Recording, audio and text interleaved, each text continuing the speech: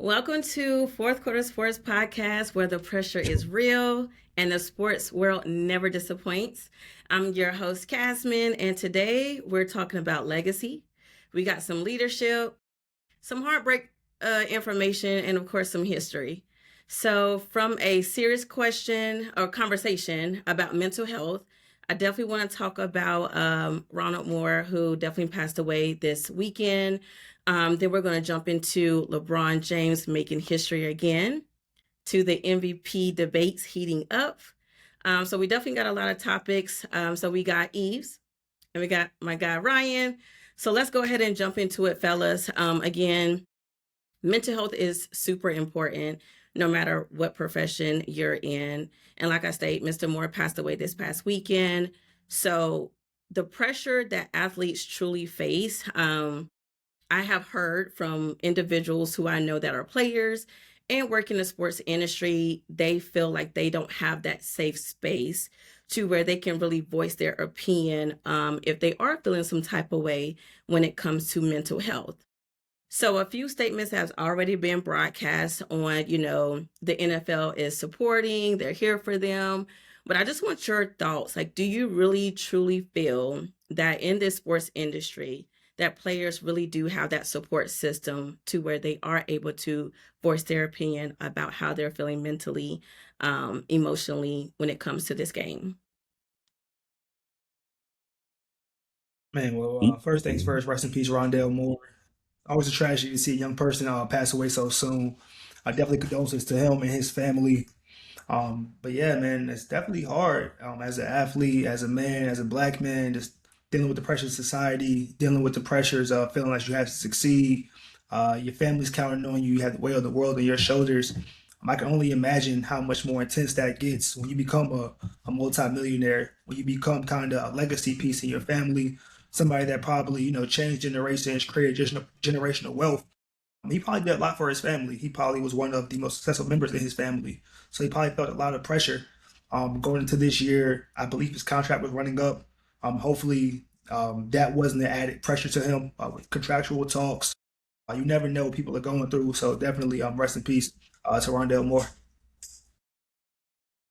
Yeah, no, to Yeah, piggyback any off takes, you, Ryan? yep, no, to piggyback off you, I think we understand football is a violent sport, right? We lost a couple legends because of I believe CTE, that whole thing with, the players taken from us so young, right? And I believe, if I'm not mistaken, the when it comes to football players in their prime, what about 10 years you would say? Maybe 8 to 10 years when it comes to that Yeah. yeah, when it comes to that in football, I think there should be more done for the NFL players because I mean, through all sports, anything that you do that you're great at, does it come with a lot of pressure? Absolutely. And we're not negating the fact that, people could use mental health as a issue, as a crunch, but some people actually need the help. So, for him and his family, condolences. But I think from my opinion, NFL players, a lot of athletes across, the United States, from any circumstances, if you need help, definitely get it because you're not in this alone. You know, and when it comes to football and the NFL, I think there should be more done. Not to say they're not doing enough for the NFL players, but there should be more done because these guys go through a lot and your body's on the line every week. We see guys get hit in the head and literally have a seizure on the field. We see guys career end, they're never the same. And it's tough to see. Sometimes I hate seeing that. I would never ever want to see guys get hit that way, especially in the head, because you just never know what happens, you know? So respect to his family, respect to him. And if you need help with anything mentally, ask for help. There's plenty of resources out here that can get you help.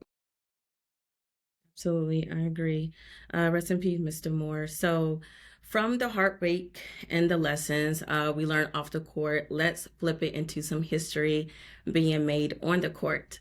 So, Mr. LeBron James, he hit 43K points, first player ever in history. So, with his longevity, skills, and durability, who would you say could potentially catch him in today's 3 point and load management era? 'Point and load management era? I would say And now let's back it up for a minute, right? Now, 43,000 points is definitely a lot of points. Obviously, LeBron is the GOAT of longevity. Let's say what it is. Who's going to catch him? He has to retire first before anybody can catch him. Let's Good start point. there. yeah, where's he Let's going to start end there. at? That's the real question. That's where it ends. Right. Where is he going to end his career? Is it this year, next year, 2 years from now? Once he ends, then we can have a more of a legitimate conversation, in my opinion, who can catch him. Right? We can think about here, and here's what I would say. If he's going to play 22, 23, 24 years in the league, somebody's going to have to be good and play just as long or longer to catch him. Are they willing to play that long? Right? We could say KD. I know you, Yves, you said Ant-Man. It could be Yeah, Wemby. Could it be Shea? These guys will have to be so consistent for so long. And typically with NBA players, they tail off in their mid-30s. Right? Their prime as NBA players, your prime is from 25 to about 35. You see all the legends that when past 35, when they were playing, then their numbers weren't the same. Right? You look at Vince Carter, Tracy McGrady, you look at Tim Duncan, you look at all the ghosts that when they hit 35 and past that, you ain't getting 20 a night. You ain't getting 20 points a game every season. It's just not happening. yeah, So to answer that question, when he retires, I think that's a question that's an answer to a question we can attack because he plays another 5 years. Ain't nobody catching that man. I don't care. I don't care how long you got to play 30 years to catch him and be consistent every season, averaging 20 to catch him. yeah, Good man. point. It's definitely going to be hard for somebody to catch Bron playing at such a high level and then for such a long time. It's going to be hard to ever see somebody kind of match that combination. We saw Kevin Durant. People would say Kevin Durant is a better scorer than LeBron. He's a more gifted offensive player, people would argue. But even with KD, he's so far behind because of the injuries. It doesn't matter how much you score your highest peak season. We've seen Jordan, we've seen Harden, we've seen people have higher scoring seasons than LeBron, but they haven't done it consistently. Can you be this great for 21, 22, 23 years to have a chance? The only thing I do see adding in the favor of somebody catching Bron is the fact that he came into the league in a time where the 3-point shot wasn't that big of an asset. Nowadays, you see people putting up Point 10s, 3 points. LaMelo had a game last night. He had 10 3-pointers at half. and threes. We're not Yeah. seeing that in early 2000s. We're not seeing that in 2003, Yeah. 2010. We're not seeing that until, 2016 and later. I think the best bet is somebody that can come in, that can score the ball. But I think it would be key for them not to be ultra athletic. Like you said, Ryan, athleticism is the first thing to go away. Once you get older, your speed, your vertical, your bounce, your explosion to the rim, that goes away first. We need somebody, not we need somebody, because I don't think it's ever going to happen. If you're a LeBron hater and you want to see it happen, Yeah. you need somebody that's a big jump shooter that can knock down the 3 ball. That will play, not taking days off. It's going to be consistent. Can it happen? I doubt it. But the way the league is going, if you play long enough, you shoot enough threes, anything's possible. But I don't see it happening. Sheesh. Well, LeBron, Yeah. hopefully you're not retiring anytime soon. But Hey, while LeBron keeps rewriting history, the rest of the league is definitely making some waves too. So let's chat about last night's big NBA action between Boston Celtics and our LA Lakers. So the score was like 111-89. Jalen Brown, he had 32 points, 8 rebounds, 7 assists. So how far can Mr. Jalen Brown carry the Boston Celtics this season? I mean, now Tatum being out, we all understood that Jalen Brown, with the big contract that he signed for over $300 million for the next couple years, right? You better step up and carry this team. That's what it comes down to. Mhm. They ain't got no choice. You getting paid like that. We expect this. I expect this from Jalen Brown this season because obviously they don't have the same championship team. You traded Drew Holiday, you traded Porzingis, right? Those are two good pieces from that championship team. Now, when it comes to Jalen Brown, I believe he's averaging 27, 28 a game, almost 30 a game. And what he did against the Lakers last night, that's a nightly basis. As of right now, between him and Cade and Cunningham for my MVP, right? But we expect this from Jalen Brown. And how far can he carry the team? I'll say second round. Do I have them over the Knicks? No. Do I have them over Detroit? No. I mean, can they beat any team below that? Absolutely. Do I have them over Cleveland? Yes. Reason I say over Cleveland is because I don't trust James Harden, especially in the game 7. And based on what I saw from the Cavaliers last year getting swept, they have to prove themselves that that type of team can get over the hump. So Jalen Brown, he'll be in the top 3 in the MVP voting. I think he'll get to the second round, but that's where we'll see what he's really about. Can he carry this team over the hump against a team like Detroit or a team like the Knicks? But for right now, this season, he's been showing that what he's getting paid and Jason Tatum being out, that he's worth everything they're talking about. Yeah, man. Pretty much piggybacking off of you, I don't understand all the surprise about Jalen Brown. Are we forgetting that when he signed his extension, he was the highest paid player in NBA history? Like, we can't just sweep past that. This man was the highest paid player when he signed his contract extension. That matters. That whole weight. The Boston Celtics, obviously, they trust him. Obviously, they have faith in him. They let him run the team as a 1A option without Jason Tatum. And I'm really proud for him. I'm happy for him. He was there first. He was there before Tatum. It was his team before Tatum. He got off to a faster start in his career than Jason Tatum. But somehow he kind of got pushed to the back row, to the sidekick, to the Robin. I think now people see it's 1A, it's 1B. It's not Tatum team, it's not Brown team. They are an amazing 1-2 punch. Scary enough, they might have the best 1-2 duo in the league when healthy. I think we're definitely seeing this now that Jalen Brown can carry this team to still a 50-win pace by himself. Can they win a championship without Jason Tatum? That's a lot to ask. Can he lead a team that deep into the playoffs? He won Finals MVP. So he can win at the highest level, but it's a whole different ball game, man. It's a different ball game when you're out there by yourself in the playoffs. As you know, the game slows down. Defense is keying on your tendencies. Defenses can really focus on one guy, and then I don't see a team allowing one person to be the reason they win the finals. This isn't the KD. This isn't LeBron. This isn't the Curry. He's a great player, amazing player, all NBA player. But can he be a player to, hey, the brightest lights is just me. It's 101, it's ISO ball. I got to go get this bucket when they know I'm going to get this bucket. Can that happen?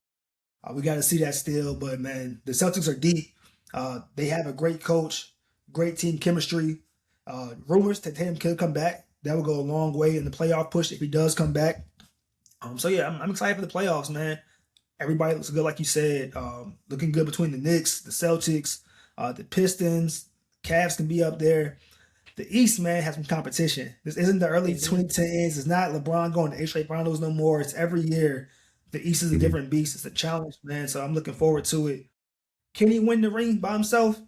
I don't think so, but we'll see, man. He proved me wrong this year. He proved people wrong this year. Just keep going on, Jalen Brown. Absolutely. Jalen is really showing off this year. So definitely interested to see how that ends up. Yeah. Not to cut y'all off real quick. Let me break down his contract agreement real quick. So he's on his second year of a 5-year deal. He signed for $286 million Supermax. The extension is for 5 years. This season, he's getting paid over $53 million. Jeez. Right?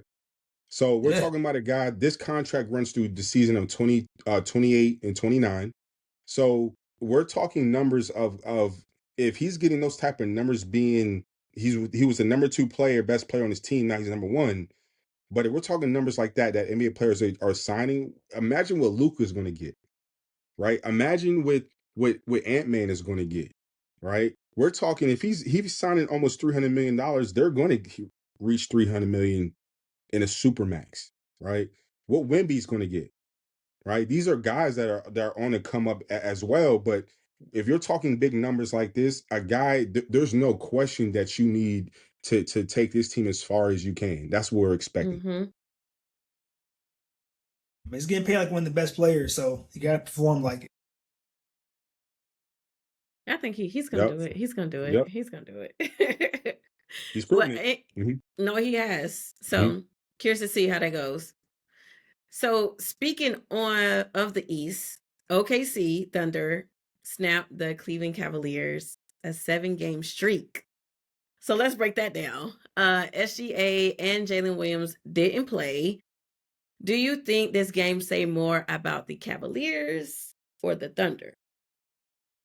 Well, man, you already answered the question yourself, Cav. It was no SGA. It was no J Yeah. Dub. Which Man, the is Thunder crazy. just Chet. That's not. It's not scary. Jared McCain did his thing though, man. Shout out to McCain. I love seeing him thriving in OKC with his new minutes, with his new role. But this said more about the Cavs, I would say. It didn't say too much about the Thunder. Like you say, your two best players are out. You're already the top team in the West. It's not really a push to kind of. It's not nothing that you can kind of show. Losing your two best players to make me worry about, hey, what can these guys do in the playoffs? They already did it. They were the best regular season team 2 years in a row. It's help for them. SGA get healthy. J-Dub get healthy. Let the guys around the edges get healthy. Great win for the Cavs.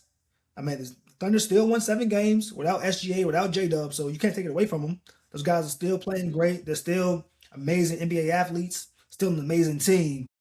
So to beat them is a great morale boost, but I don't think anybody looks too deep into this win here. Good for the Cavs for the standings. Let them catch up to the Knicks. Let them catch up to maybe the Celtics. I don't see them catching the Pistons, but a win, any win is a great win to have this late in the season. But we can't look too deep inside that, man. We are playing with your two best players without one of the best players in the league and without one of the best second options in the league. Can't look too deep into that one. Well, look, Ryan, I'll tell like you you gonna this. say something. I mean, look, we just talked about James Harden stepping up when it matters, right? James Harden is a Hall of Famer, first ballot. He's the best ISO player that I've ever seen. I would pick him over you pick any ISO player. He's the best one-on-one player that I've ever seen play basketball. That's hands down. Problem is, he talked about he was the system. I think he said last season he is the system. And I'm not knocking that. He can be the system, but will his system win you big games? In my opinion, for you to lose without J-Dub, without SGA. Now OKC also shows OKC that they have depth. They have guys off the bench. They've been doing this all season, so it's no surprise.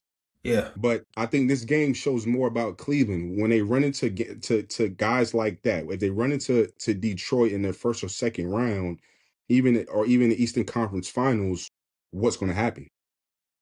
Right. So this is what we're kind of alluding to, or what I was alluding to. Can they step up when it matters? Can James Harden do that when it matters? I'm saying they can't, but for you guys to lose without the two main players, it shows a lot more about the Cavs and OKC, because OKC's been doing this all season with a J-Dub being hurt, SGA being out. I mean, they know how to play.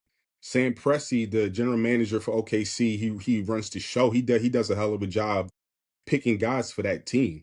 I mean, there's a whole bunch of young guys that from G League and guys that some guys that have been in the league for a couple years that play well together.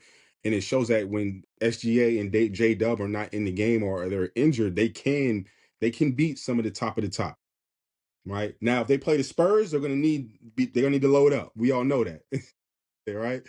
Facts. But for the Cavs, I think this shows more about what they need to do and where they're stacked against if they run into teams at the top like Detroit, like New York, or if they even run into the Spurs or OKC again in the playoffs. Can I give y'all a hot take real quick, man, on this Cavaliers topic? Get into it. Yes, sir. And it's gonna sound crazy, but I know ball, man. So don't talk crazy about me in these comments. I know what I'm saying.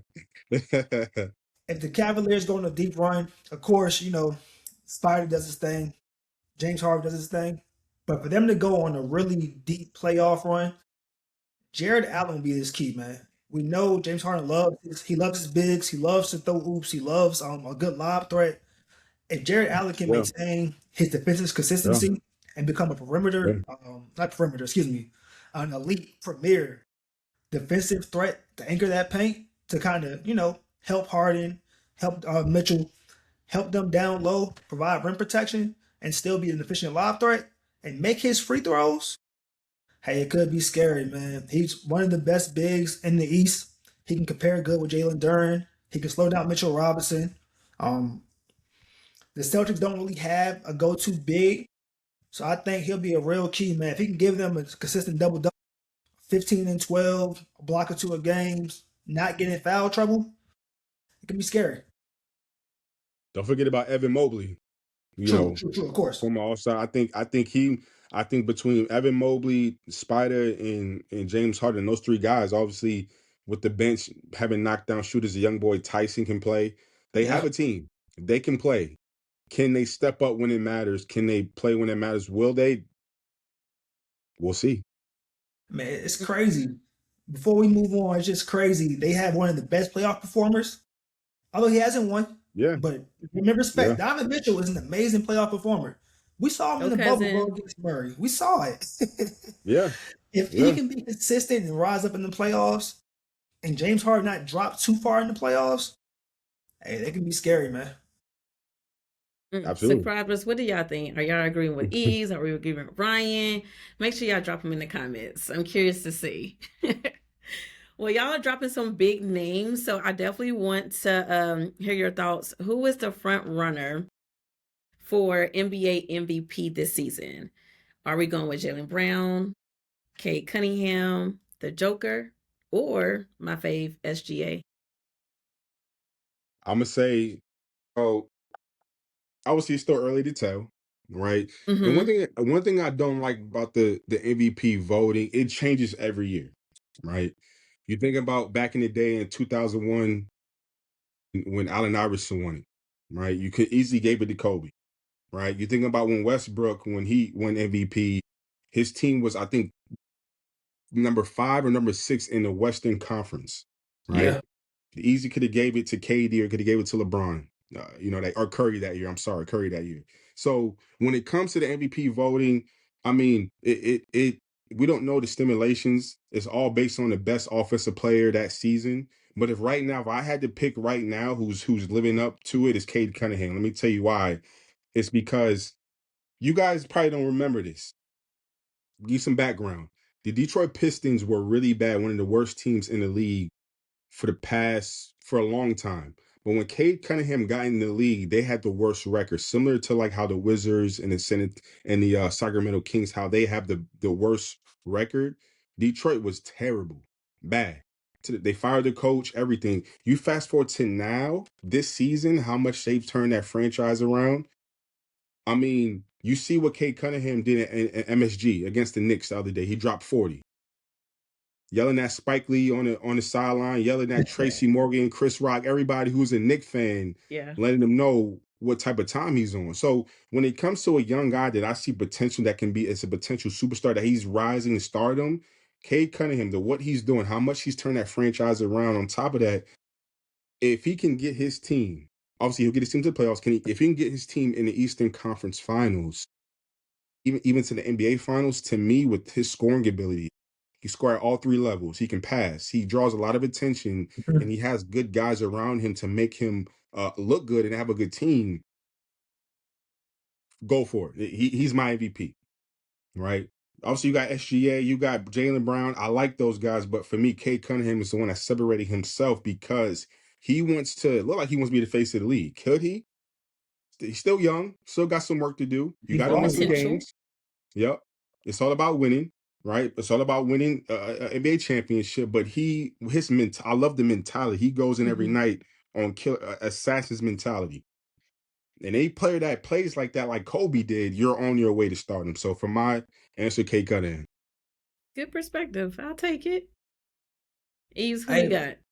Man, I do got a question for you real quick, Ryan. Yes, sir. Why does everybody have a good game in the Garden but the Knicks players?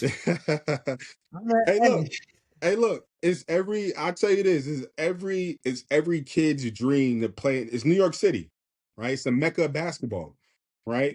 You think about LeBron dropping 52, MJ dropping 63 points. You think about Kobe dropping 50, Steph Curry dropping. I mean, when you go to the Garden, even as a fan, you feel the energy, right? And anytime there's this tunnel that you walk up. If y'all probably noticed when it's NBA, they walk up this tunnel. It's like a steep tunnel that goes up, right? And it's even you walk into the building, you feel it. So when it comes to answer your question, it's every kid's dream, every NBA player's dream, any college kid you see guys play in MSG, they're looking to play well because you're playing in the most famous arena in New York City's outside the building. Bright True. lights, Madison Ave, Times Square is right there when you walk outside. So it's one of those things where as a player and as a fan, you just can't pass up on. And you make a name for yourself. Hey, Philly, give me this 10-day. I might go drop a little 20 ball in the garden, man. Y'all There you get my go. jersey. Okay. There you go. You're on your way. Yes, sir. You're on your way. But yeah, to answer your question though, Cass, I really think the MVP comes down to health. This new 65 game rule is changing so much. It's averaging triple double, second seed in the West, but he only has about 4 more games he can miss left. SGA, first seed on the East, leading the league in scoring, amazing player. Also has been injured. Only a couple more games he can miss. So it comes down to health as well. I like SGA, excuse me. I like Cade, like Ryan said, all the reasons he listed, amazing scorer. He fits the narrative. He brought back a basketball city that hasn't been good in a long time. It's a great story. It's a great selling point for the NBA. Jalen Brown carrying the Celtics without Jason Tatum, a great story as well. I would love to see that. But and then no bias, man. No bias. My real sneaky pick for MVP, if he goes on a good run, look at Ant-Man, man. I know I say it all the time, but Knew you that was guys, coming. y'all cannot keep discrediting Anthony Edwards, man. He could be the face of the league. He could be a premier scorer. He's a lockdown defender when he needs to be. Oh yeah. At the Wolves on a nice run here, kind of catch up with the injuries taking place in the West. I can see it happening, man. Yeah. No, I Well, love Ant-Man. I think to finish up real quick, I think between Ant-Man, Tyrese Maxey, Cade Cunningham, those 3 young guys, even SGA, but those 3 guys right there, we're talking about a league that when it comes to those 3 putting their franchises on their back, I mean the NBA is in really good hands. Right? We've seen them play together at the All-Star weekend. I mean, that's a potential USA team in 4 years at 2028 in LA. Right? So these guys can really I mean, we're talking about young guys that want to win. They want to win. They're not out here just trying to get numbers. I think that's what separates some other guys that from other teams because they really want to get over them. I mean, we just seen Tyrese Maxey just dunk on Ant-Man last night. I won that game too. Don't forget. Right? Yeah. He won a young So bull, man. right. So that competitive nature is what keeps the game sane. It keeps the game honest, you know? And I love where it's going in that regard. Hey, just I real love quick, it. I know you just mentioned the Olympics. Did you guys see KD saying he wants to play in 2028? Are we thinking that's realistic? Is that feasible? Is that just ball talk? What you guys think about that? We seeing Gotta KD stay healthy. Gotta stay healthy. Can Exactly. you do It's it? giving That's ball it. talk right now. I think he'll be what? 38, he'll be 40 probably. You gotta stay healthy. Can he do it? I think, like I said, KD is a baller. He's a hooper's hooper. True. And he's not Can super he stay athletic. healthy? I mean, he's an athlete, excuse me. I mean, that sounds disrespectful, but he's not Yeah. his game isn't predicated off above the rim. KD can play kind of like Dirk, below the rim, get to my spot, bang, bang, get my shot off. We can see it happen. He's going for goal number 5. That would be the most by far in NBA history. So he got a reason to do it. We'll see. Yeah. I'm not gonna say no. You want to come play? Of course. Yeah, not gonna turn down KD. He's at the I'm hell not turn it down. He can make it. I love to see it happen. Yep. Ooh, and you said 2028? Yeah. We shall see. All right. Well, from the NBA, let's take it to college hoops and some personal excitement. Duke Blue Devils beat the Michigan Wolverines. As y'all know, my dad is a huge Duke fan, and this win was special for him and for the fans like myself. Cam Boozer finished the game with 18 points, 10 rebounds. Is Duke the best team in college football? I'm going to say yes. Do we see NCAA national championship potential? I'll say this. You know, from going to that game on Saturday night, the experience and the fan base was live, right? Now, Duke, are they the best team in college basketball right now? Absolutely. Actually, they're number 1 right now because they beat Michigan. They actually this morning The NCAA reports came out they're the number 1 team in the country, as they should be. Yeah. Not to say they can't get beat. Obviously, Michigan is a good team, right? UNC is a good team, right? You also got Arizona's a great team. Houston's a great team, right? There's a lot of the teams that are out there that are good, but Duke has always been a team that they play so well together. They've always found a way to when it comes to big games, if it's against Indiana, if it's against Kansas, if it's against any of these big games they play in Michigan State, they found a way to win. And that's one thing that Coach K instilled into John Shire, the coach, recruiting guys that they just buy into the system. That's why they've been great for so long, right? So can they win national championship? Absolutely. I think they got some teams to run into, right? Like I said, Arizona is one of them, and Houston is one of them, right? Iowa State is also good. There's a lot of teams that can knock them off, and as we all know, the NCAA tournament, you lose one game, you're out. Yeah. That's one thing about basketball. You can have an undefeated season. You lose the first or second round it's done. Right? But Cam Boozer, who's Carlos Boozer's son, played several years in the league, top 5 draft pick. Kid can do it all. He can rebound, got the 15-footer, he can turn and face, he can get to the rack. He's very good. He's very heady. Right? And he's proven night in, night out, a double-double machine, that he can play at that level. And with that crowd being sold out on Saturday night, I think his NBA stock has risen. Yeah. Right. So when it comes to Duke being the best team, absolutely. I think, correct me if I'm wrong, I don't see anybody else beating them. Unless Arizona, Houston, UNC, a lot of teams that are good in the top 25 can compete with them. Duke has the best odds because they play so well together, in my opinion. I'll be curious to see Arizona and Duke play. Oh, yeah. Great game. Yeah. Like, have you seen Arizona play in person? I haven't, but I know I would love to. They've been good for so long. It's in Tucson, right? Yeah, that atmosphere is something different. Oh my gosh. And they got a good team. They really do. They got a young boy on there. Point guard is really good. Kid named Jaden. He's really good. They got about 2 NBA first rounds on that team. But yeah, from watching on ESPN, it's sold out. Yeah. It's sold out. Yves, what's your take? Man, could they win a championship? Of course. Best team in the nation, probably the deepest team in the nation. But the beauty about college basketball and the beauty about March Madness is one game, man. One game, you win or you lose. You lose, you're done. So your record in the regular season matters, but it doesn't hold as much weight as it does in other sports.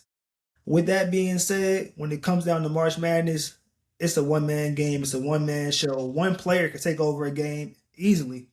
We've seen it happen with a lot of Sweet 16 players, with a lot of Cinderella teams. We've seen it's a one-man show come over and win them the game. So when it comes down to March Madness, who can win the championship, I always go with the best player in the nation. So my money's on Kansas, man. If Darren Peterson comes to play, if he wants to play, if he's actually engaged with playing the game of basketball, he's the best player in the nation. I don't see a team that can stop him. He plays 18 minutes a game, texting on the sideline. It still gives you 35 points on amazing efficiency. I think when it comes down to March Madness, when the games matter, when he's locked in, when he's focused, when he's not distracted, when he's actually committed to this team and wants to play basketball and wants to show, hey, y'all leave me alone. Y'all get off my back. I hear the comments. I hear that I'm not playing. I hear that I'm not committed. Let me show you Let me show you what I can do when I'm really locked in. Show you why I'm the best player in this nation. Show you why I might be the first overall pick. So, hey, man, I think Duke's the best team. I think they can do it. But when the game slows down, when it comes down to best man's going to win this game, I need my guy against your guy to make this shot. I think Darren Peterson can make a lot more shots than Cam Boozer can make. So I like Kansas if and only if Darren Peterson is locked in and wants to play basketball. We better hope he don't sub himself out after the first 10 minutes. I hope anybody that's betting on Kansas, I would never bet on Kansas him playing the full game. I mean, we're talking about a guy, and you're right. When he plays, I mean, my God, he's so efficient. He can play. He can score at all 3 levels. A man, literally, he's averaging 20. It takes guys a full game to average 20. He averaged 20 in his sleep in the first half. Yeah. Right? But it goes Not back to is he healthy? Is something wrong? Is it a coaches? Is his agent telling him something? Is it his parents telling him something?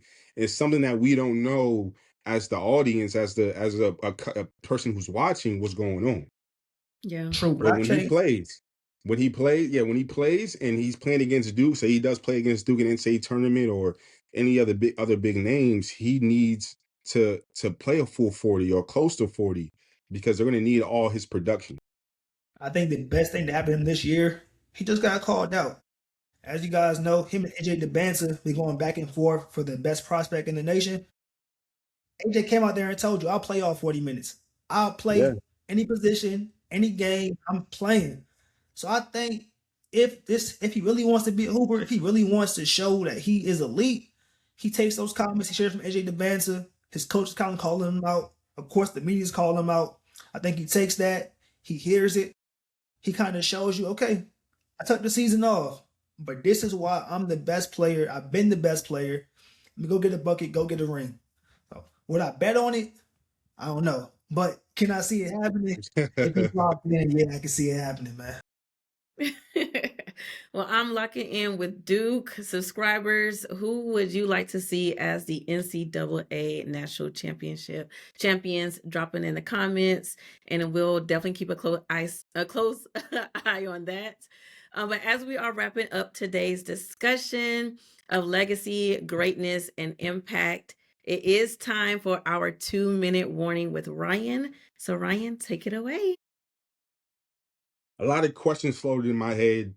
And since we're on the topic of college basketball, right? A lot of players, I mean, more players that we can name, some of the best eras we've ever seen growing up in college basketball in college. So I'll start with you, Cass. Your top five. Obviously, I know you're into sports. I know you love the game. You know, more into football and basketball, but you watch all the time, right? Give me your top five women's athletes of all time, any era. Oh, okay. So number one, I'm always gonna shout out my girl Serena Williams. One day I'm gonna meet you in person. We're gonna be besties. But she is one of the greatest Yep. of all times. Of course, I'm a huge fan of gymnastics. So we have my girl Simone. I don't know if you guys are fans of soccer. So when Mhm. I moved to Arizona, that was like my first time really diving into soccer from the men's professional sports and women's. Mia Hamm. If y'all have Okay. not watched some Yeah. 10 out of Yeah. She's 10, go. oh my Yeah. gosh. Yep. Yes. Yeah. Jackie Joyner, Kersey, of course, and then my girl Asia Wilson, WNBA There you superstar, go. MVP, and Olympic gold medalist. She might be the best of all time. I think Asia Wilson, Yes. I think she's Yeah. going down. If we're talking about Jordan of the WNBA, I think she's That's probably it. her. I mean, on top of the swag, on top of her personality, everything she's doing, her Yeah. whole story is amazing. If any haven't checked it out, her story is amazing. Yeah. Absolutely. And Miss Wilson, if you're listening, we would love for you to be a guest on the podcast. Just saying. Absolutely. Putting it out there. So we know you're a Philly guy, but we ain't gonna talk about Philly right now. I know you're big into sports. I know you love basketball and football. More on the basketball side, you and I had this conversation. We had a great conversation last time about college basketball. Who are your top five college basketball players all time, any era? I know it's a lot. Just give me your top five of all time in college basketball. We going strictly college careers, correct? Yes, sir. Man, I It's a got on my lot. score today, man. Got on good Radford University. So I got to show love Okay. to the best player in Radford University history. Shout out Carly Okay. Jones. Carly was an amazing basketball player at Radford. Amazing career in the Olympics. You see, he got a little picture with LeBron doing his thing over See there. Got some LeBron, love yep. this summer. Yep. Yeah. Yep. As you mentioned, Yep. Radford's not the biggest school, but seeing Carly hit that shot in the Big Sky Championship against Liberty to get us into the March Madness tournament my senior year of high school, that was an amazing moment for me as a basketball fan, as a college basketball fan, just a fan in general. That was an amazing moment. I believe that was a big shot, what he did for Radford. And then at Louisville, gotta give him his props, man. So shout out to Carleek. John Wall, What can I say, man? If you saw John Wall at Duke, if you weren't out there hitting your little Dougie, doing your little John Wall dance, you wasn't a Yeah. basketball fan. So John Wall definitely. Jimmer Fredette. Oof. I played in Didn't the know about post my that one. whole career. I was putting half court because of Jimmer, man. He Yeah. didn't do much in the Yeah. league, but Jimmer, if you know about Jimmer Fredette. You know what he did in college basketball, the run he went on. Shout out to Jimmer. Cardiac Kimber. You can't leave him off, man. Okay. That's a Kimber, good one. yeah, he made that step back famous in college, man. Definitely loved It's still Kimber. talked about to this day. Yeah, man. The run he went on That step back. with UConn, amazing, man. Yep. Amazing seasons. Definitely shout out to Kimber Walker. I think he had an amazing college career. And then for my fifth, the fifth is hard because there's so many people I'm about to leave off. So please forgive me if you're watching this. I know you guys are watching this. I'm sorry. Significant respect to y'all. But yeah, I got to go Ben Simmons, man. What Ben Simmons Ben did Simmons? Okay. what he did at LSU was amazing. What he did with the team that was mediocre. Nobody from that team went pro, if I'm not correct, besides Ben Simmons. What he did on that basketball court, controlling the pace, running the fast break, operating in the half court, assists, rebounds, defense, passing, driving the basketball. I never saw a prospect as complete in the college game than I did with Ben Simmons. He compared great to LeBron. Similar game to LeBron in college outside of the shot. Unfortunately, the shot never developed. But I think just from a college perspective, got to give Ben Simmons his love. And then honorable mention, Michael Beasley, man. Be Easy was a bucket in college. What he did at K-State was amazing. 20 games all the time with scoring and rebounding. Shout out Michael Beasley, man. All great. All great. I figured he's going to bring up one Philly guy and Ben Simmons going there, but I had to pick the guys I wanted to get some love to. yeah, I know. I know. All great though. I love them, and there's so many more to pick from. I know it's a kind of a tough question because you leave out thousands of great players that played. If I give you my top five, we'll be here all day. I mean, we'll be here all day, and I'll even start with guys in Virginia. You know that are some of the top five that that went to VC or went to UVA or that did great things for college basketball. That we'll do a part 2 next episode. Yeah. Also, well, thank you guys for attending or coming to this podcast. We are super excited for the next episode. If there's any topics that you guys want us to touch base on, drop them in the comments. As always, subscribe, like, comment, and share. We appreciate your support. And until next time, bye. Peace.